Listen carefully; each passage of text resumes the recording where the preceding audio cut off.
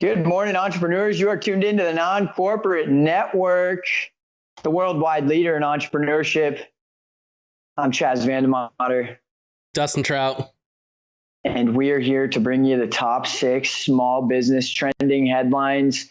We're going to debate them for 3 minutes each. We're going to talk about our opinions, and it's inevitable that I will emerge victorious, and we'll move on with our days and get into the weekend. Dustin, how does that sound? Daydreaming, bro. Daydreaming. But I will say, had some good feedback from someone on the team that helps with the editing side, and I think we got a little plan of attack for how to score these so we can show the real winner. Yeah, and that's what you should be saying, because now reality's going to sink in. You're not going to walk away a winner as you're seeing in your dreams. But if you ain't first, you're last. Wise shake and bake, baby. Well, let's dive into our first story. All right, let's dive into the first story. So the S&P 500, it closed higher than pre-COVID numbers. So got rid of the bear market, and we're now in a bull market. And so really, it's the shortest time we've ever been in a bear market. Lasted for about 45 days around there. And typically it lasts for around 1,100 days, so 3 years. So it's pretty crazy. But with all that going on, jobless claims have increased for the first time since COVID. So we launched back up above the 1 million mark. All that being said, we've increased 55% since the sell-off in March. It's pretty crazy. It's all backed by the technology companies. The big 4, big 5. All that being said, it seems like there's a disconnect. We got more people losing jobs, but the stock market keeps going up. Do you think we're going to be in another sell-off here soon, or what are your thoughts on these numbers? Well, you were telling me about daydreaming, but I think that, America's daydreaming a little bit in terms of what these stock prices are and if it's actually reflective of our society. When you talk about how this is now a better situation than we were in pre-COVID, I can't say that that's the case. So I really look at this and think, we must be daydreaming a little bit. And like you mentioned, it is the S&P 5. It's not the S&P 500. And so when those big 5 companies and these companies in the technology sector really blow up because everyone's stuck at home and being kind of forced into using their products, really, of course they're going to go up. And so I don't know if I would say there's going to be a sell-off happening, but I would say let's check the real status of the country in the power of the dollar and everything else before we kind of look at the stock market as completely indicative.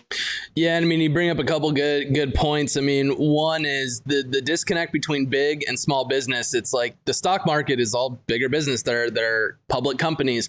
They're reaping the benefits of being able to stay open. I think Lowe's, they doubled their expectations in terms of revenue, which is insane, all while the hot dog shop down the road had to close down per the government. And so it's sure the big business is doing good, but I don't know if that's good for America. And I think that's where the biggest disconnect is.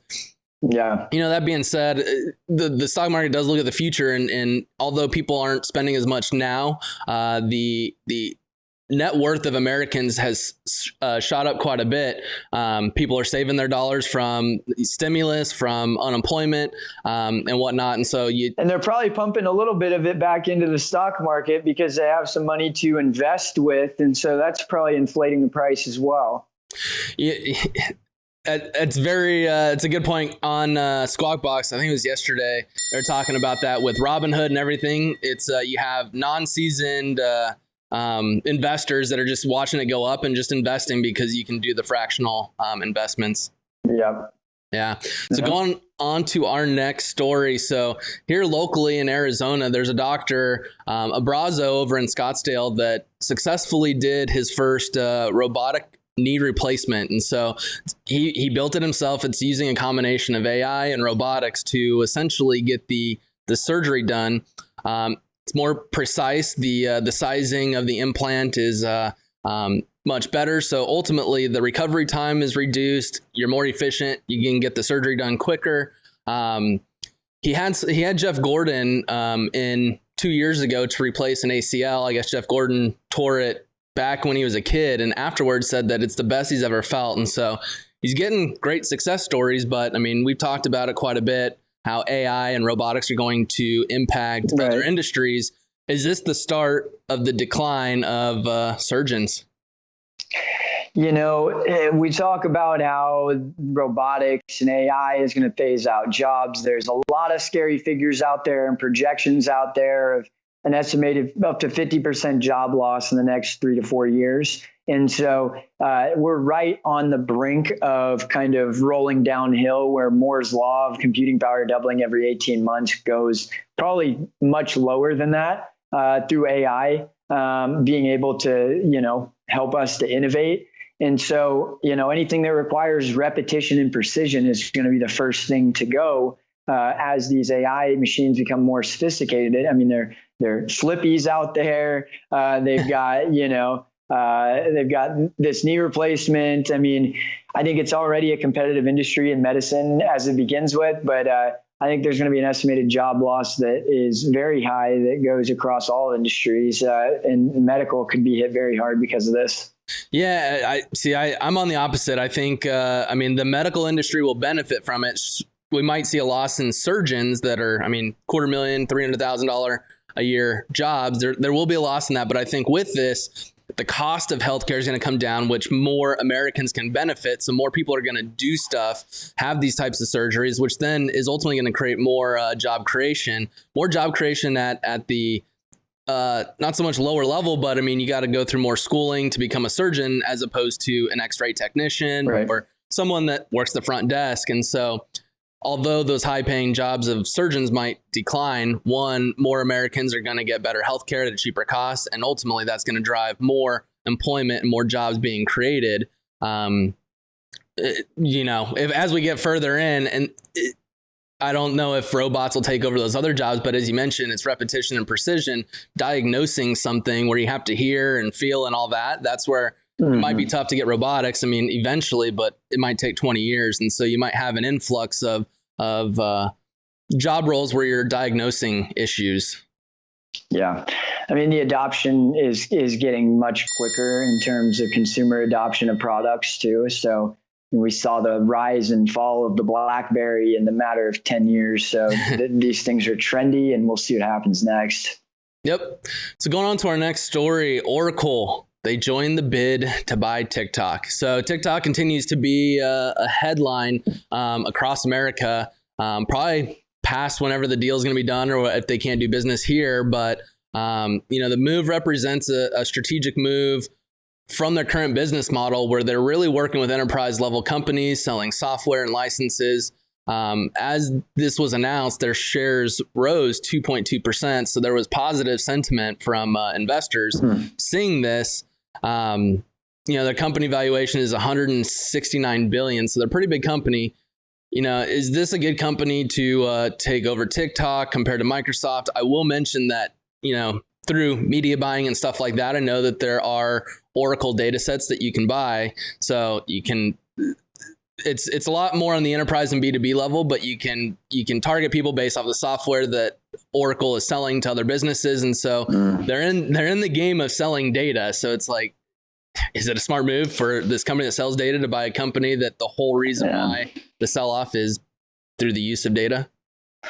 Yeah, I mean, there's only a handful of companies that can use. I mean, we talked about how it's going to take a year to offload the data from TikTok onto any other server. And so, you know, Microsoft is the other of a very small pond of suitors, which I'm sure included Facebook at one point. But I mean, at the same time, Facebook has created pretty much a TikTok clone that's already being widely adopted, embedded directly into Instagram, and has been extremely successful thus far. And so, you know, I look at this as something where that's going to be their best bet. I'm sure China wanting to work with a company that distributes the data and can influence people in America more effectively and in more places, which is their end goal. So yeah, I'm sure that if any company is a good company to buy them from America, it would probably be Oracle in China's eyes. And so, you know, I just try to put some faith in our government to be able to regulate these things if they're within our border. And so it's much more of a risk that Tennyson owns it in China and is independently using that data compared to having this here in the US. Yeah, and with the release of Reels on Instagram, I mean, is TikTok even going to be a thing? I mean, I'm seeing more and more stories and Reels on Instagram saying, you know, what's TikTok? Remember TikTok? And it's like, is it a thing that was here for a year and might be gone? I wouldn't put it past them. And I think, you know, with how widely this has been adopted, and I mean, Facebook's been pretty genius about adding the long form video, the shorter form video, really kind of giving everyone something of their own within one platform to keep their usage high and create more ad placements. I mean, they're doing a masterful job of being the puppeteer of social media. At what cost? You know, we lose our voices. They're really good at replicating others' innovation. Yeah, very true. Well, before we get into our next story, I want to mention that we are powered by State 48. State 48, thank you for setting an amazing example, especially during this time to small businesses here in Arizona. We really look up to you guys and everything that you do, the partnerships you put together. But thank you for being a part of the mission. Yep, Clothing for All, inspired by Arizona. They just launched their new website. Check it out, state48.com. Looks pretty sweet. Nice. Well, getting into our next story here, Netflix is testing a shuffle button because you're tired of picking what you want to watch. There's a variant called Shuffle Play, and you might already see it. I saw it in my Netflix the other day. And so, you know, my question is, are we turning Netflix into kind of Google search-esque monopoly where we just rely on whatever information they feed us, whatever content they feed us, and hold that as true? Dustin, what do you think about this? It's what the people want. I think it's on average, people spend 24 minutes trying to search and find whatever it is that they want to watch on Netflix. And that's a lot of time. I mean, you add that up on 365 days a year. It's a good chunk of time just searching. And so everyone wants time back in their life. So I mean, this is something that is going to resonate well, and I think it's a good job for Netflix to do it. I mean, at the end of the day, it's they have tons of data on everyone. They're seeing what account is watching what, and since they have profiles within accounts now, it's like they know what you want to watch. Why should you have to go search? You know, Netflix hire us to build this out for you. But, you know, I imagine a world where we can create a social media network on Netflix off of movie recommendations, TV show recommendations, documentary recommendations, where we can tie together the people that you follow with the things that they endorse. And then Netflix is paying them out. I mean, I don't know. I probably shouldn't be saying this on air because now they're going to take my idea. But I think that, you know, when you rely on AI algorithms to make decisions that end up taking up hours and hours of your time, days and weeks of your time, I just think that we're losing what it means to be human. And there's nothing better than a word of mouth recommendation. And so I just don't want to lose us being human to an AI creating, you know, more convenience in our life, where really it's just eliminating our choices. My mind's going wild right now. You bring up something huge. I mean, I'm surprised. I wonder if they're working on something like Facebook's watch party, where it's like you can have your group of friends and have a couple households watching VR.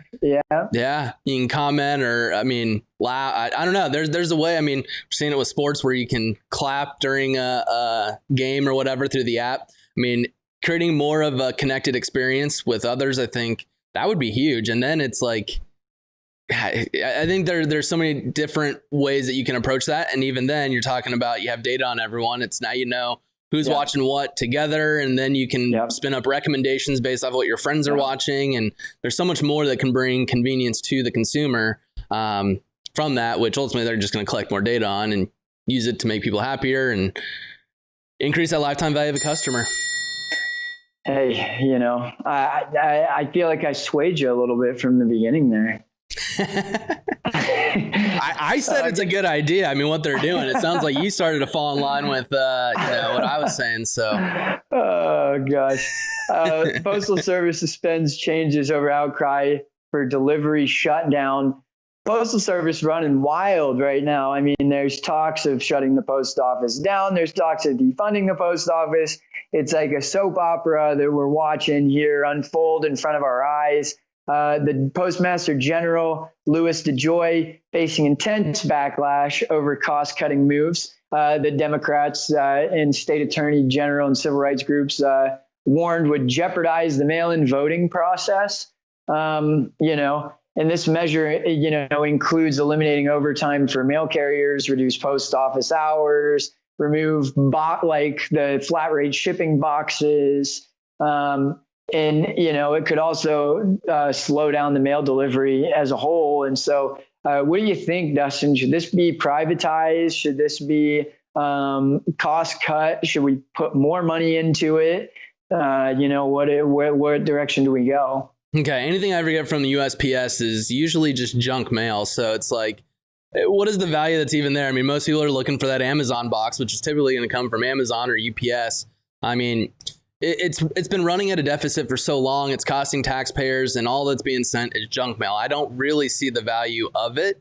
And more so, I think that because it is a government-run thing, that profits and revenue and numbers aren't really being looked at as much as if it were a privatized company. They have profits that they have to achieve. Otherwise, they can't pay the bills and keep the lights on. And so I think, we give government contracts to buy weapons, to do stuff. I mean, there's so many different government contracts that are out there. I mean, why not create a logistics or a freight government contract, and it's overrun by a private company, preferably not Amazon or Facebook or Microsoft or one of the big five. But I think that there's a better way to approach it that isn't going to cost taxpayers more dollars just to, like I said, just receive junk mail.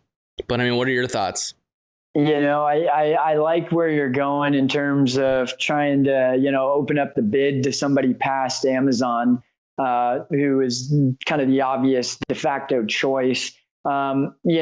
I like the flat rate shipping boxes though, Dustin, and I don't want to give up the USPS so that we can then have some price gouging going on in the shipping sector. I just look at this, and you go to USPS versus to deliver the same box across the country, you're looking at, $25 maximum in USPS versus like $40, $50 UPS or FedEx. And so I think that they've got to really address how they can do this effectively, and they need to be able to regulate price. And the stamps are some kind of income generator, so maybe they can keep stamps in the fold or something. But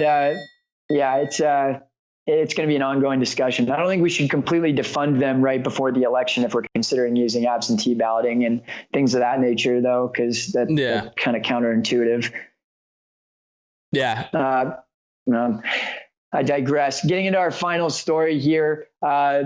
So the AZDHS, 500 businesses in Arizona applied to reopen early. This kind of piggybacks off of our story last week, talking about how gyms were going to open at a 25% capacity, and restaurants were going to open at a 50% capacity come the end of August. And so, there's been a lot of people that have applied to reopen. I think the bigger thing we want to touch on here is that there is an application process to reopen. But I'm wondering, is this a scalable solution? How many early reopenings will be granted compared to the entire business population? And should businesses even be required to, submit a form and wait for an answer through a bureaucratic entity to have the ability to legally open? Basura. I'm from Yuma, and that's Spanish for trash. And that's what I think this is, because it is an approach, but at the end of the day, you have 500 businesses. Why should the government decide who can open and who can't? You either shut everything down or you open everything up. Let the people decide. I mean, we've had a decline since people have been wearing masks more and more. I mean, the infection rate's going down. I mean, so we're doing our part in the social distancing and the mask, but I don't know. It scares me to see that people are opening up to say, here's an application, government, can I open a business? And it's either yes or no. And my what I want to do, if EIC, it's like if I had to go to the government and ask them to open and they say no, what do? Do I just say, okay, government, thank you. Where should I get a job? Collect unemployment? It blows my mind that you have to apply to reopen your business. I mean, it's a type of government that is run in a way that America shouldn't be run, in my opinion. Yeah. Well, I think that it's funny how these policies that we're put into place are scarily and eerily similar to the ones that are going to place in China. And it's just like, there's such a little separation in how we're coming back into normalcy. And I just look at this and shake my head. I think it's something where we want to make sure that we're staying open, and the government's obviously they have a responsibility to be involved in the process of keeping people safe. And so, the way that the measures that we're keeping people safe are now infringing on our freedoms. And it's like, how much slack do we give ourselves on one way or the other, where it's like, we're okay with being forced to stay at home if it means that we're not going to be at risk to be contaminated or infected when we go back. But, these deadlines have kind of opened up, and it's like, well, we got you to say yes to the first thing, and now you're powerless to be able to make a decision from here. And I don't think this is what we signed up for. The same way we didn't acknowledge the terms and services of Facebook when we clicked the acknowledge button. It's like, we didn't acknowledge that this would be the difference. We said 8 weeks or 6 weeks. We're way past that. And so it's tough, man. Yep. Yeah. I'm just not one for the government telling people what they can and can't do. I hear you. Well, I think these are all very interesting. I think that one of the ones that I kind of was drawn into being in the social media world is the TikTok suitor with Oracle. They keep running ads. I heard they were running ads on TV the other day from one of my friends, and so he saw a TikTok ad on television, and so I mean they're blowing money and trying to keep staying relevant, and it's just like, I think there's an ulterior motive here, or they're like, any business wouldn't be pouring money in this aggressively when they're about to get shut down unless they wanted to collect as much data as they could. Yeah. Yeah. My favorite story was, here locally in Scottsdale, the robotic surgery. I mean, it's the biggest hindrance on Americans, or the biggest issue that people have is healthcare costs. And I think this is going to be a huge step in the right direction to reducing healthcare costs and making healthcare more affordable for everyone and creating more jobs. And so I'm excited to see how it all plays out. Yeah, no, I agree. I think, there's a lot that's changing. What a time to be alive. I mean, again, my call to action to the entrepreneurs out there that are listening or watching is, let's set the tone and set the example and continue to help maintain the society that we have and, make it better. And I think it takes entrepreneurs to be innovative to do that. So, with that, thank you guys for being here. Again, you're watching the Non-Corporate Network, the worldwide leader in entrepreneurship. Reach out to us if you want to be involved in the mission. If you have your own story to tell, check us out, NCM Broadcast. Find us on social media. We got some more shows coming on. We're excited about over the next few months. So stay tuned. But thank you guys for listening today. And Dustin, do you have anything you want to mention?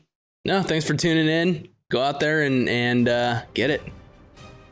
Let's go. All right. Appreciate you guys tuning in. We'll see you guys next week.